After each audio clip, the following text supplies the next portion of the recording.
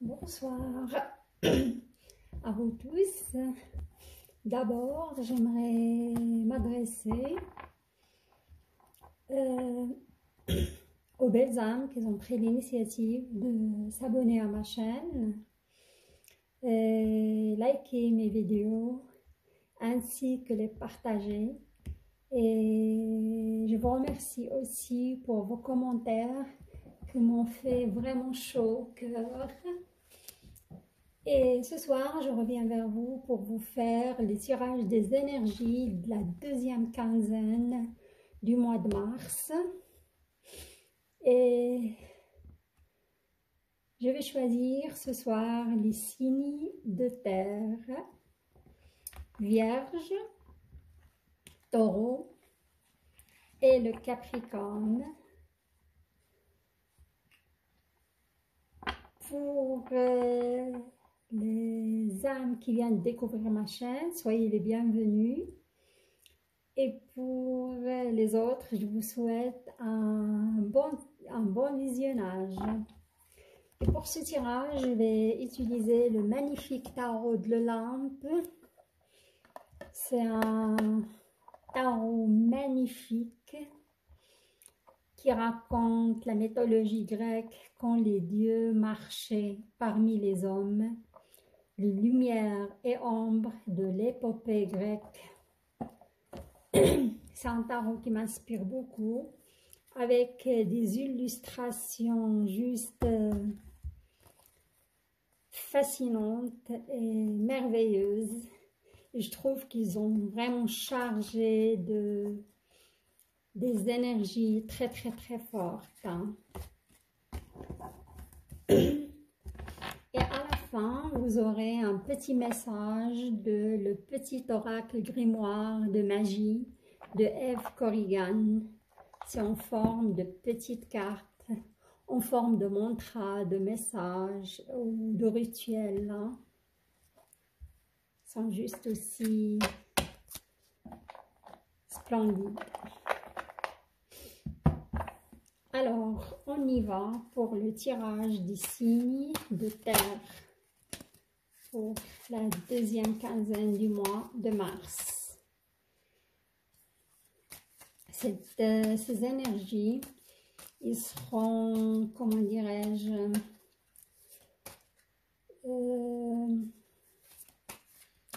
ils seront imprégnés par l'énergie de la nouvelle lune qui a eu lieu le 13 mars. Je trouve une nouvelle lune pleine d'espoir, de générosité et d'amour. Et quand je dis amour, ça veut dire le grand amour, l'amour que donner sans avoir, sans attendre, donner sans vouloir reprendre. Voilà, on y va pour vous, les signes de terre. Je vais prendre une petite seconde pour m'imprégner de vos énergies. Waouh. Et il y a deux cartes qui sont tombées, je vais les garder. Parce que c'est deux messages qui viennent à vous, quoi. Ok.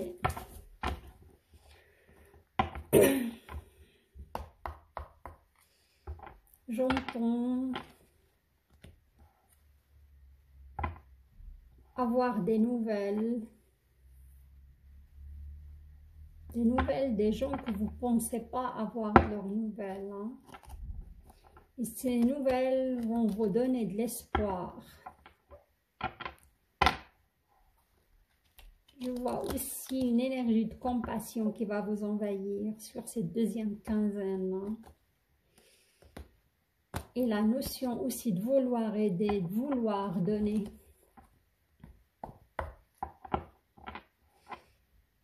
Je vois aussi un nouvel amour dans la vie de certains signes de terre.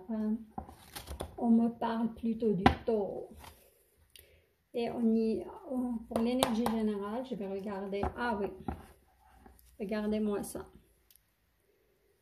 C'est l'ermite. C'est le dieu Poséidon. Poséidon, c'est le dieu des océans dans la mythologie grecque. Là, on le voit en pleine solitude au fond des océans, retiré, replié sur lui-même, en train de méditer et surtout de prendre une décision, ou plutôt vouloir se demander qu'est-ce qu'il veut vraiment, qu'est-ce qu'il cherche vraiment. Alors, on y va pour 2 lignes. Ah, ça commence fort pour vous, les signes de terre. Hein? 2 lignes pour le... Ah ouais. 2 lignes, comme j'ai dit, pour le sentimental. Et 2 lignes pour professionnel, matériel. Et santé. Pourquoi pas. D'accord, on a l'ermite, comme on a dit, comme énergie générale ou globale pour cette deuxième quinzaine. Hein. Je vais d'abord regarder ce qu'ils nous disent les cartes de tarot, de l'Olympe. Et après, je regarderai les 2 cartes qui ont tombé. On y va.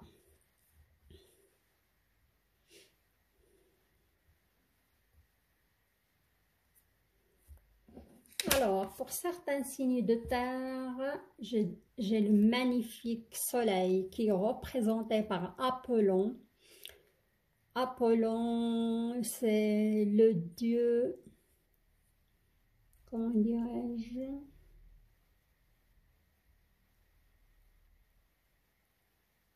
C'est le dieu de la richesse, c'est le dieu de l'amour.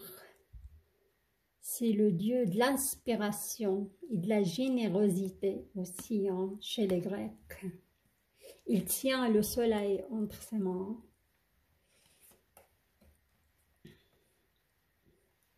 Mais il est accompagné du Pégase.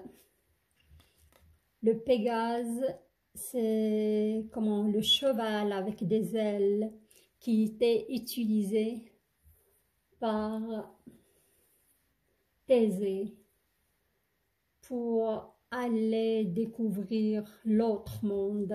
En effet, ce cheval, il relie le monde des humains et le monde de la divination.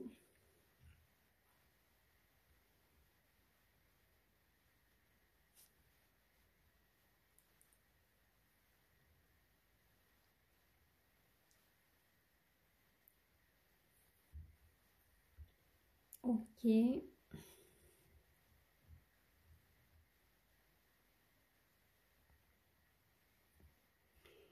Pour moi, c'est une aide qui vient du ciel hein, pour voir plus clair.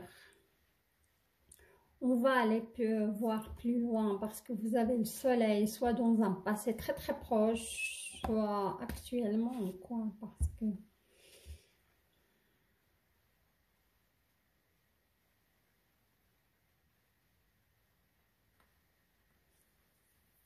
et là, on a le roi des épées. Hein. Le roi des épées, c'est la fin de quelque chose. Hein. C'est Héraclès, c'est Hercule en effet, qui est là. Il est invincible. C'est un roi invincible. Juste pour le tarot des Grecs, ça n'a rien à voir avec le tarot de Marseille, ça n'a pas la même explication, quoi. Là, je vois que certains signes de taureau, ils viennent de sortir d'une... C'est la fin d'un cycle aussi, soit ils ont vécu une rupture qui était vraiment éprouvante et c'est la fin d'un cycle. Ils ne peuvent pas avoir plus que le 10 de épée, hein. Mais elle est invincible et elle a réussi à s'en sortir grâce à une aide qui vient, je vais dire, de l'autre monde, du ciel. Hein. Et c'est malgré que c'était éprouvant, malgré que c'était douloureux, elle est là avec son bâton, c'est un homme rassis, là, ses dépouilles de lion sur ses épaules, ça veut dire elle est là, elle est sortie, elle est invincible, il a réussi de s'en sortir de cette situation grâce, je crois, aussi à une certaine spiritualité et certaines croyances. Hein.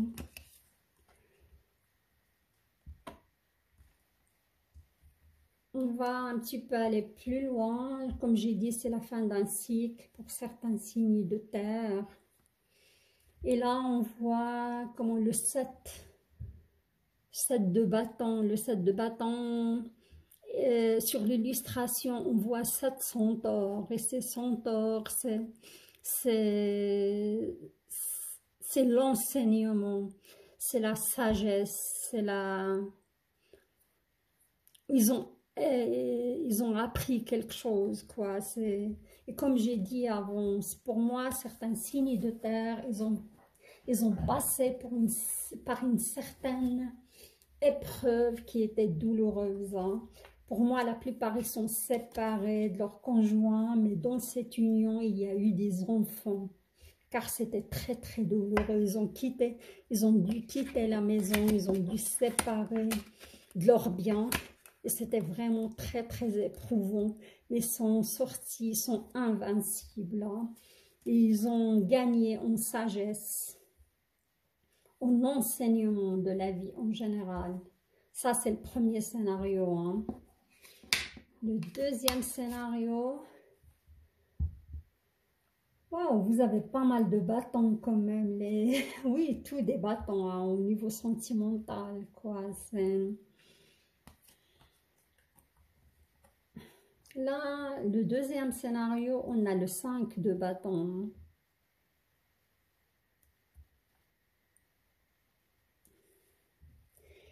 Et le 5 de bâton, on nous dit... Alors, ce 5 de bâton...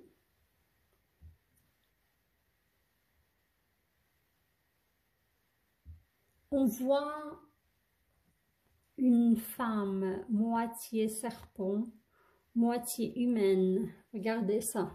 Elle est entourée par des serpents, un lion, je peux dire des animaux sauvages. Il y a du danger autour d'elle, mais moi je vois ici qu'elle est, comment dirais-je,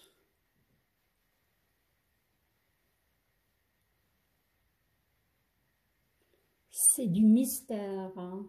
Mystère. Plutôt ça, hein. Oui, ça me dit que certains signes de terre, ils vivent dans une relation, mais ça reste une relation mystérieuse, hein, par rapport à tout ça. Ils n'arrivent pas à déceler ce qui se passe dans la tête de leur conjoint.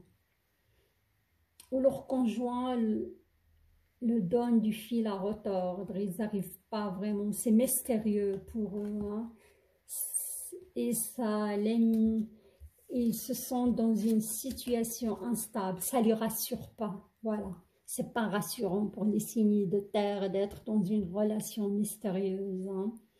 Et là, on a une arcane majeure de Hierophant, c'est le pape. Alors, qu'est-ce qu'il nous dit ce pape? Le pape, c'est Chronos dans la mythologie grecque. C'est la précision, c'est la planification. Hein. Je vois que certains signes de terre qui se retrouvent dans cette relation mystérieuse, ils ne vont pas s'arrêter là. Hein. Ils vont aller, ils vont chercher la communication avec leur partenaire pour savoir vraiment ce qui se passe dans la tête du partenaire pour arriver à quelque chose de concret. Hein. Et après, on a le 10 de bâton. Et le 10 de bâton, on voit un géant. Regardez-moi ça, qui est en train de défaire les nœuds de Zeus hein, pour le libérer en effet. Et c'est ça. le Hierophant, le pape, plus cette carte, elle vient explicative pour mettre vraiment de la lumière sur cette relation, savoir où on est, savoir vers quoi on va. Hein. C'est plutôt ça. Ouais. Et sur la fin, là, j'ai le 8 de bâton. Et le 8 de bâton, c'est, on voit un animal sauvage avec 3 têtes. C'est, comment dirais-je, dans la mythologie grecque, on appelle cette carte Cerbère, c'est les gardiens des enfers. Et on voit, ils sont devant des âmes, ils ne les laissent pas passer. Hein. Parce qu'il y a une certaine frontière. Et c'est ça, je vois cette complexité, cette, comment dirais-je, certains signes de terre se retrouvent piégés dans cette relation qui n'avance pas vraiment. Ils se sont pas rassurés, ils savent pas vers quoi ils vont. Ils sont juste là en train de subir cette situation. Et ça crée en vous une certaine, vraiment, angoisse. Voilà, ça c'était pour le deuxième scénario. On va regarder ensemble les 2 cartes qui sont sorties. Ok, vous avez une arcane majeure. Et vous avez le 4 de coupe. Hein. Alors, on va voir d'abord le 4 de coupe. Je vais vous mettre ces 2 cartes sur votre tirage sentimental. Alors, le 4 de coupe, on voit, on est en plein combat. Il y a des gens à terre. Pour moi, c'est une sorte de lutte, une sorte de combat. Ça explique tout à fait cette relation mystérieuse. Il y a une certaine lutte en vous, car ça vous angoisse tellement que vous sentez une certaine lutte, un certain combat dans cette relation. Et après, comme finalité, vous avez le magie, on dit de magician, mais c'est le battleur, c'est Zeus. C'est le dieu, comment dirais-je, en mythologie grecque, c'est le dieu Zeus. C'est, comment dirais-je, c'est l'instant, c'est l'humain, c'est l'instant, c'est, comment dirais-je, c'est le Dieu qui réunit le monde humain et le monde de la divinité. Ça veut dire que vous avez écouté vraiment votre intuition hein, pour savoir, la réponse est en vous par rapport à cette relation. Si vous vous demandez, est-ce que je continue dans cette relation? Est-ce que ça va donner quelque chose de sérieux? Là, j'imagine, vous avez cette intuition. Essayez de l'écouter, essayez de l'apprivoiser vraiment. La réponse est en vous. Les cartes vous disent, la réponse est en vous, chers signes de terre. Après, je vais passer à votre, maintenant, pas après, là de suite, je vais passer à votre tirage côté matériel et financier. Waouh, là je vois, vous avez quand même pas mal de... Il y a une énergie d'épée, énergie de bâton, vous avez aussi le... Waouh, vous avez 2 arcanes majeurs, hein. Je vais vous montrer ça. Après, on va passer aux explications. Alors, on a The Lovers, l'amoureux, ou le dieu Eros chez les Grecs. Et le fou, c'est le dieu de tout et de rien. C'est Pan, en mythologie grecque, le dieu Pan. Alors, The Lovers, on l'avait là, et le fou, on l'avait là. Ok. Alors, là aussi, j'ai pas mal de scénarios. Je vois que vous avez la reine d'épée, et c'est la reine d'épée.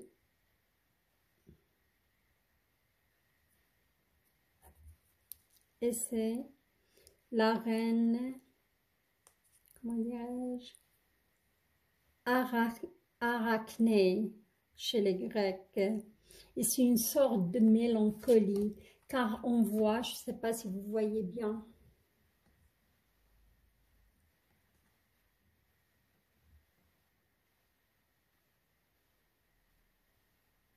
on voit qu'elle est en train de tisser une toile, et cette toile se transforme en toile d'araignée. Il y a une certaine mélancolie en cette dame par rapport à une époque où il a eu vraiment les moyens, je crois, car je vois pas mal de signes de terre, comme j'ai dit avant. Vous m'excusez une petite seconde. Je vais juste mettre de la lumière, car ça devient un peu sombre.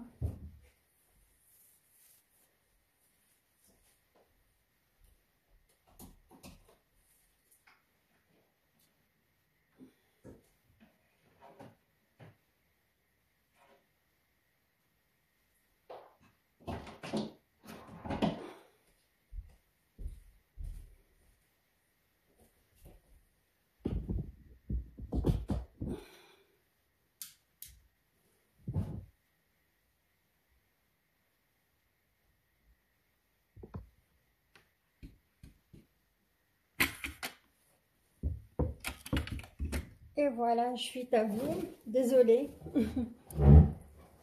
Comme ça, quand je vous montre les cartes, vous arrivez à les voir.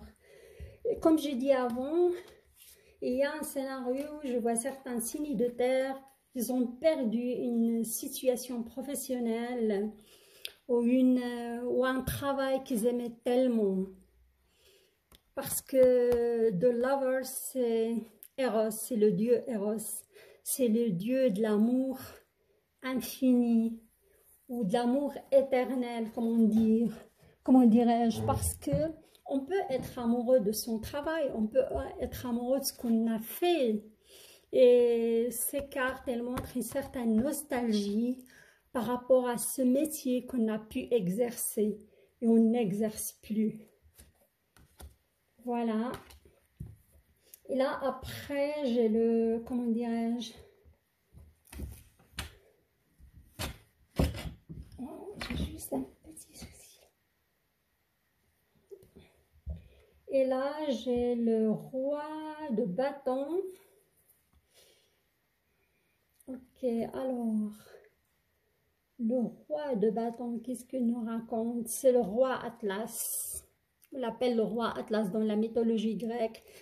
On voit un homme très très fort avec un buste énorme qui porte la terre entière sur ses épaules. Et là, ça me rappelle tout à fait les signes de terre qui sont des signes vraiment responsables, qui sont des signes travailleurs, qui sont fidèles à leur travail, qui aiment tellement travailler et donner à ce niveau-là. Surtout les signes Capricorne et Vierge.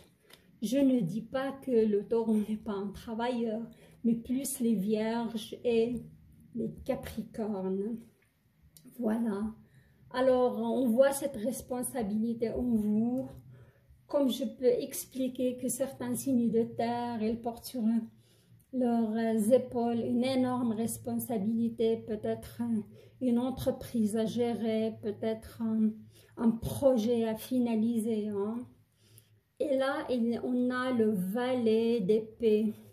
Vous voyez, ça se joue vraiment avec ces énergies d'épée, ces énergies de bâton. Et le valet d'épée, c'est, comment dirais-je, là, on a un homme. C'est dans la mythologie grecque, si mon souvenir est bon, c'est Persée, Persée qui vient au secours d'une princesse Andromété. Il porte des chaussures volant. Hein.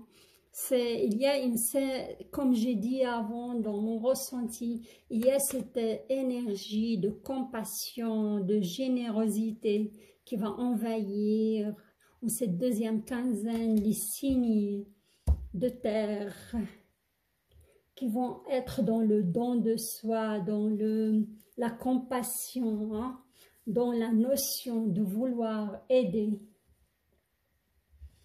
Je vois aussi pas mal de signes de terre qui vont faire des dons hein, à des gens tiers hein, dans un autre continent possible. Et là, comme j'ai dit avant, ces deux cartes, c'est un autre scénario. Je vois certains signes de terre. Là, on voit un chevalier sur son Pégase. Il est intéressé par la chimère. Il est en train de tirer sur une chimère, mais il ne voit pas le danger autour de lui. Hein. Et il y a un certain danger, on vous dit attention, il faut peser le pour et le contre. Si vous travaillez sur un certain projet, il faut vraiment peser le pour et le contre et voir, parce qu'il y a des lacunes. Hein. Mais ne vous inquiétez pas, parce qu'après c'est accompagné avec le 7 de coupe, c'est une carte de gloire, carte de victoire. On voit le palais d'Athènes somptueux, entouré de certaines abondances, verdure. Si vous travaillez sur un projet, ou vous postulez pour un travail, il y a de l'abondance pour vous, il y a de la victoire. Hein. Voilà. Et là, d'autres signes de terre, c'est vraiment, on a l'arcane majeur, le fou, comme j'ai dit, c'est le dieu de tout et de rien. C'est quelqu'un qui s'est posé pas mal de questions et là, il est au début d'un cycle. Hein. Il a tout laissé tomber, il est en train, c'est le dieu aussi de plaisir, d'amusement. Mais en même temps, il vit sa vie, il se soucie plus de rien. Je vois certains signes de terre qui ont vraiment changé de travail. Ils se dirigent vers l'inconnu, mais ils ont écouté aussi leur intuition. Hein. Ils sont vraiment dans ce chemin. Après un certain lâcher-prise qui n'était pas facile, qui était vraiment douloureux. Hein. Pour moi, c'est le message de l'univers, c'était plus possible de continuer sur le même chemin qu'avant. Hein. Il fallait prendre la décision, même l'univers les a obligés hein, à prendre ces décisions et se diriger vraiment vers leur chemin de vie. Hein.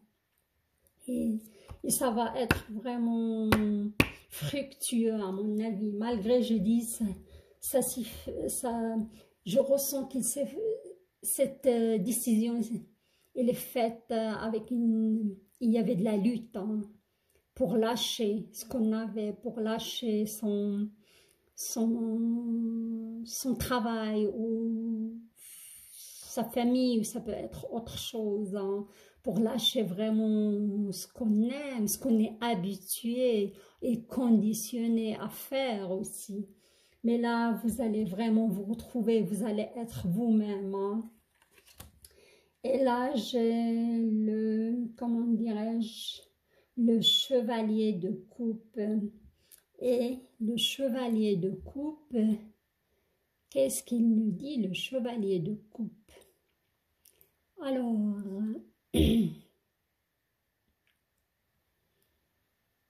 pour moi, c'est comment dirais-je, c'est l'époque Atlante. Hein. On voit un palais, on voit, il y a comment dirais-je, la personne, elle va aussi vers ses désirs. Hein. C'est une carte de désir pour réaliser ses désirs, ses envies qui sont liées à son chemin de vie. Hein. Ça n'a rien à voir avec l'actualité, c'est quelque chose, c'est un appel d'âme. Hein. Et c'est ça, le fou vous ramène ce lâcher-prise que vous avez vécu avant, vous amène sur vos envies vraiment, vos désirs d'âme, vos réalisations hein, de vraiment ce que vous souhaitez dans ce que votre âme souhaite vraiment. Hein. Et là, je vois quand même pas mal de scénarios qui sont différents, qui sont... Et ça se confirme avec tout cela, ça confirme le tirage général des signes de terre pour le mois de mars. Et comme j'ai dit avant, j'ai vu dans mes ressentis, ça s'est confirmé par les cartes. Il y a de l'espoir, une énergie d'espoir, il y a de l'amour pour certains, un nouvel amour. Surtout moi je vois le taureau hein, qui va être amoureux, émoustillé. Hein. La Vierge, elle va être envahie par un sentiment de générosité et de prendre conscience qu'ils ont une énorme intuition qu'ils doivent exploiter. Hein. Car ça va vous amener vers ce chemin de fou et vers ce chemin de vos désirs, hein, ce que vous souhaitez vraiment depuis très très longtemps et que vous n'osez pas faire à cause des conditionnements. Hein. Et pour, comment dirais-je, le Capricorne, je vois qu'il va être envahi par une énergie de compassion, de générosité aussi, une notion, pardon, de vouloir aider autrui, hein. Soit son prochain, soit son amoureux, soit c'est des gens qui sont besoin autour de vous. Ça va vous faire vraiment énormément du bien. Et là, je vais vous tirer une petite carte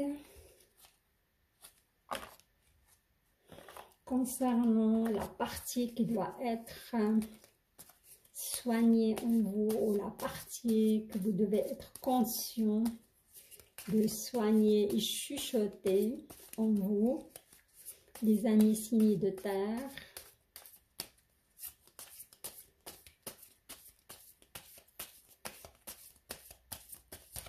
Wow. Alors, loi numéro 3.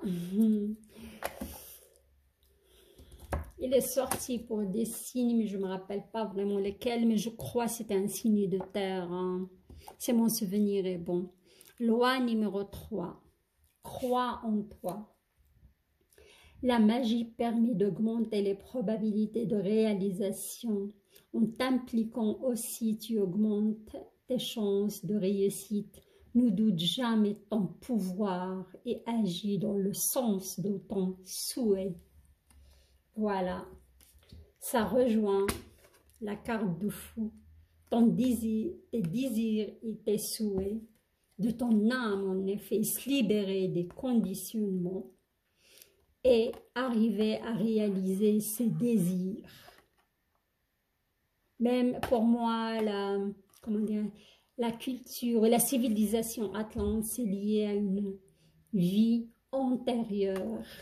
Et ça, c'est le souhait de votre âme, de se libérer des conditionnements, amis signés de terre. Ne doutez jamais de vous. Vous êtes à la hauteur. Et vous allez arriver à réaliser vos souhaits et vos désirs les plus ardents. Voilà, j'arrive à la fin de ce tirage de la 12e quinzaine du mois de mars pour les signes de terre. Si vous avez aimé mon tirage, abonnez-vous à ma chaîne et likez la vidéo et partagez-la avec vos proches. Et faites-moi vos commentaires, ça me ferait toujours plaisir de vous lire et vous répondre. Je vous dis à très très bientôt et je vous souhaite de la compassion, je vous souhaite de, comment dirais-je, de réaliser vos rêves, vos espoirs et vos désirs. À très très bientôt. Au revoir.